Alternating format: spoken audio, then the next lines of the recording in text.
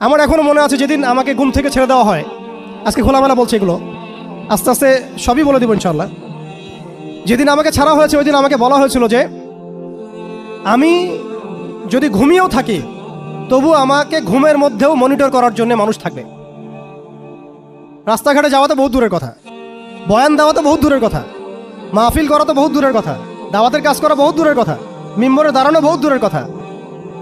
তুমি আমাদের চোখের মধ্যে থাকবা যখন তুমি ঘুমের মধ্যে থাকবা। তো এটা আমরা তখন শিখেছি যে মানুষের প্রাইভেট লাইফ বলতে আর কিছু বাকি রাখে নাই তারা। আপনি ফোন নিয়ে যা করতেছেন এভরিথিং তারা মনিটর করতে পারে, এভরিথিং। কাকে মেসেজ করতেছেন, অনেক ভাই তখন আমার সাথে দেখা করতে আসলে আমরা ইগনোর করতাম তার ভালোর জন্যই, বিকজ সে বিপদে পড়বে আমার সাথে দেখা করতে আসলে। এবং আপনি যেটা বলবেন সে বলার জায়গাটা আপনাকে দেওয়া হয় নাই, রাখা হয় নাই, আপনি ট্রিগারের সামনে আছেন। তো আল্লাহ পাকে সন্তুষ্টির জন্য কথা শুনেছি, অনেক সহ্য করেছি, মেনে নিয়েছি, গালি মন্দও খেয়েছি। আর এটাকে সুন্দর করে নাটক সাজানো হয়েছিল যে পারিবারিক কলহের কারণে আত্মগোপনে চলে গেছে।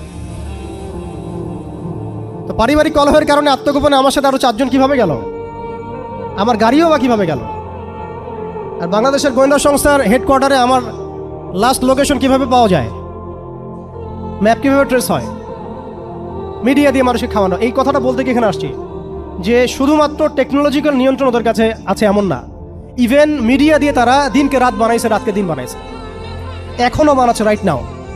এখন আপনারা এই মিডিয়াদেরকে খুব মাথায় তুলতেছেন, এখন কয়দিন আগে তারা ফ্যাসিস্টের পক্ষে ছিল, আজকে মনে করছেন সে আপনার দলে চলে আসছে। তাদের কোনো ধর্ম থাকে না, মিডিয়ার কোনো ধর্ম থাকে না, যেদিকে ফ্লো সেদিকে তারা যাবে। এবং যদি দেখেন আমরা এই গুটি কয়েক মানুষ কালকে বাংলাদেশে শরিয়া কায়েম করে ফেলতে পারি ইনশাআল্লাহ তাআলা, তারা আমাদেরকে বলবে আমরা ফ্রিডম ফাইটার।